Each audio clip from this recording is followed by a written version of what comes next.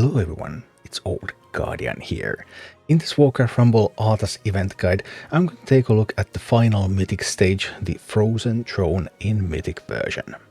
And the Frozen Throne Mythic is the most brutal of the three. First, let's take a look at the mechanics here. So the most important mechanic is the Banshee pair that's going to spawn in the middle, and it's going to spawn every 50 seconds. So at 240, 150, 100, 010, and in overtime at 020.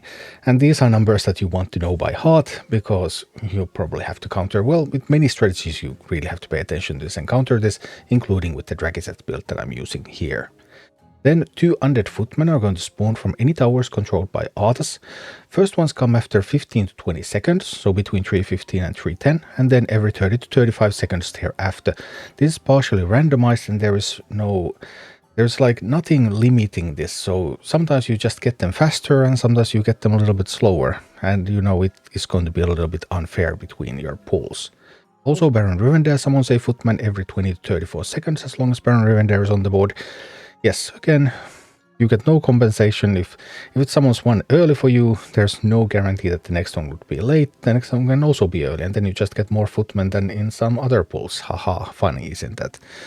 And Baron Rivendare is going to respawn after 45 seconds if it's killed, and he switches lanes every 25 seconds. Baron Rivendare is really hard to tank because he has a 400 elemental damage melee cleave attack, but his anti-air attack is only 250 elemental damage and single target, so swarms of air units can kill Baron Rivendare as well as Plague Farmers can kill Baron Rivendare because they can just shoot from outside of its aggro range, and you can tank it with some of the sturdier tanks like Drakkisath.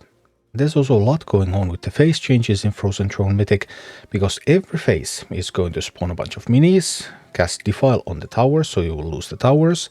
There's going to be a Frost Explosion, 150 damage, a little bit delayed after a Frost effect. Lich King is going to cleanse poison from himself. Lich King is going to gain a 90% damage shield for 5 seconds, and all the map spawns and Lich King are going to gain a level.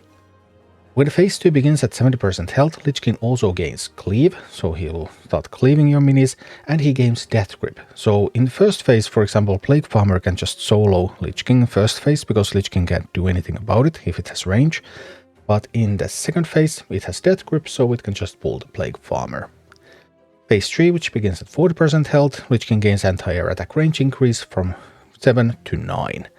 And then there's final phase 4 at 15% health, which is just a regular phase change, even though that's already an extensive list of stuff. And here's one team that you can use to beat this encounter. This is a Drakkisath Deathball team, so this is basically my heroic strat. It has the same attack comp, it has the same skeletons that you feed to Banshees. Our defense is a little bit different here. So we do Drakkisath Deathball 3 times. There's 4 phases, but for the final time we're going to use Cheat Death, because the last phase is just tiny, so Cheat Death is going to keep our team alive long enough so that they can pull off that final phase. We have Batrider that's going to defend the right side, Drakkisath is going to go up the left side. We have Pyromancer that's going to kill gargoyles. You really need to be careful on how you use that Pyromancer, so you will always have Pyromancer that can answer gargoyles.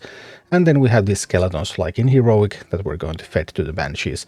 So Banshees will come and they will grab those skeletons instead of more important minis.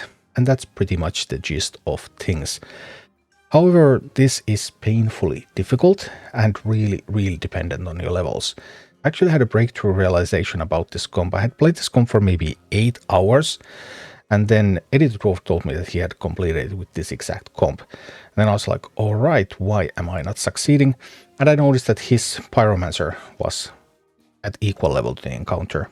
So after doing some magic with the levels, I was able to get Pyromancer to equal level to the encounter, which meant that suddenly Pyromancer kills Banshees, Pyromancer kills gargoyles, and everything just, I killed it in first pull after I increased the level of my Pyromancer. So the Pyromancer level is super crucial here. Then obviously you want some levels for the Plague Farmer and for Drakkisath, and the others don't matter nearly as much, but you really need to get some levels on those minis. To compensate for the low level of my Batrider, who needs to be defending against footmen, I'm using the slow talent, so the Batrider will have a lot more time to shoot at all of those footmen. And then it's just a matter of building the Drakkisath Deathball, protecting it, using the skeletons to protect it. You get Drakkisath. If you can get Drakkisath, 2 Plague Farmers, 2 Priestesses, that's going to be a phase. The first phase doesn't even need all of those. And the second phase needs those, and then for the third phase, the more the merrier, but because you have cheat death, then pretty much that same team will be enough. Alternatively, if you don't use cheat death, I have seen people do this with polymorph there. I don't really like that. I almost did this with Dire Battlings. I actually did it with a lower level Pyromancer there. So maybe, well, we'll see. Anyway, if you don't have Pyromancer at the equal level to encounter, then like polymorph becomes useful, Dire Battlings become useful because you will have more tools that you can kill those gargoyles with so that they don't reach your base. But perhaps with impeccable timing, one level lower Pyromancer might be able to do this. Anyway, yeah, I really have not enjoyed Frozen Throne. The encounter has random elements, so your pools are not going to be the same. Sometimes you get more footmen, other times you get fewer footmen. And then the encounter is super dependent on levels of specific minis, pretty much with any strategy, because there's also some strategies where you cycle your deck real fast and use sappers to take the towers, and sappers have to be -1 level compared to the towers at lowest, or they won't be able to do their job. And also in those pools, then you have this randomness on when the footman will appear, so sometimes you will get the footman before the sapper reaches the tower, and sometimes you won't, and yeah, pretty infuriating encounter overall, but this is at least one way to do this, and this is what it all looks like in action. So here we go, Mythic Frozen Throne with Drakkisath. And at the start, I want to send a miner to the right because there's 2 gold nuggets on the right, if I at all can. Then I want to wait until those footmen get a little bit closer, so that my minis that I want to kill the footmen don't go away. So I have the Bat Rider here, and I'm also using the Plague Farmer. On the other hand, I positioned the Drakkisath a bit further away because I wanted the Drakkisath to start moving, because Drakkisath takes ages to move.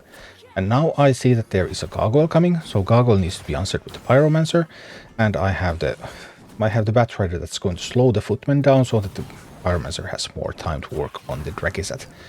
Now I have a chance to send a Kobold also on the left side, and look at that, Pyromancer killing a Banshee. And that only happens if Pyromancer is equal level to the encounter. It doesn't happen otherwise. So, yeah. 240 is approaching, so I want to get my skeletons out there. Skeletons are now there, they're being fed to the Banshee, and that's all good. I have 2 priestesses, and now I also have 2 plague farmers, so I should have enough tools here to kill Rivender. If Rivender is on the side where I'm fighting, and I only have 1 priestess there, then Drakkisath might die. Now I waited a little bit too long here with the Pyromancer. I was hoping to get the Pyroblast effect on the gargoyle, but turns out that I could not get enough damage in, so I couldn't get the Pyroblast, and then, yeah, things really went wrong there, but I decided I'm just going to keep trying. I mean, okay, the base took much damage, but let's try anyway. I'm sending Drakkisath now because phase change is coming. There's going to be the Frost Explosion. Drakkisath will survive that really easily. It's alone. To see, it didn't even take much damage. Banshees are coming. I want to position the skeletons far up there so that they won't get killed, and the Banshees are going to go to the skeletons so the Banshees don't steal my Drakkisath. Sending my stuff again. Let's go, let's go, let's go. I would really want to get another priestess, but I cannot deploy the Pyromancer now that I don't know if there's a gargoyle coming. Now I have to deploy the Pyromancer because there's a skeleton party coming, so I just had to. I could not let them hit my base because my base is already in not great shape. But the Bat Rider, even though the Bat Rider is pretty low here, but it's just barely able to do the job thanks to the slow talent. If it was a little bit higher, then the bigger flame pool would also be great. So it really depends. 100 is approaching. That's going to be another bunch of Banshees. So we place the skeletons and those soak the Banshees. Excellent. And we have the push going in. Now there's a big problem because there's... Oh, no. We just survived it. Now I'm going to have to use the Pyromancer here, because I will have to use the Pyromancer to handle those footmen, but I can't let them reach my base. I already have a Plague Farmer out there now. Plague Farmer, if it's alone, it can also survive a Frost Explosion when it's a little bit higher level. So that's good. Because the Frost Explosion, every mini explodes for 150 damage around itself, including damaging itself. So if the minis are alone, then they will just survive it. Now there's a Blizzard. I really need to get this going. Go. Okay, I was able to save the Plague Farmers even though I lost the Priestess. So then Banshee is coming at 0-10 again. Again, I need to place my skeletons to soak those. So with this strategy, you really need to know all of those Banshee spawn times by heart.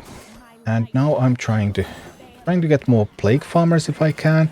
I could really use another Plague Farmer at the push, but because I have access to cheat that, it's not absolutely crucial. I just need to defend a little. There's a Banshee coming, I want to soak it. We get another Plague Farmer out there ready to cheat that. Face change is coming, cheat that. Okay, we get the cheat that in.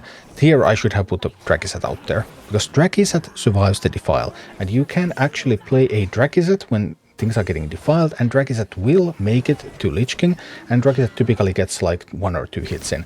But here we were just able to do enough anyway, despite that small mistake, and the Lich King goes down. Thank you for watching. Click like and subscribe if you enjoyed this, and a special thanks to all of my Patreon supporters, YouTube members and Twitch subscribers who make all of these videos possible.